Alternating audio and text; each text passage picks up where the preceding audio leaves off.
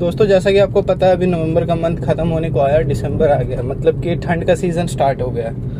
तो ठंड में गाड़ी अगर आपका ज़्यादा दिन खड़ा रहता है तो उसके बाद अगर आप उसको निकालते हैं तो आप फील करेंगे अजीब अजीब सा आवाज़ आ रहा है। वो फील ऐसे नहीं होगा विंडो डाउन करने के बाद आपको फील नहीं आएगा, लेकिन विंडोज़ को जब अप करके एकदम साइलेंट गाड़ी बिना म्यूज़िक सिस्टम ऑन किए हुए अगर आप चलाएंगे तो पता चलेगा शॉकर में से आवाज़ आ रहा है, कुछ पीछे का शॉकर से आवाज़ आ रहा है, चरमर का।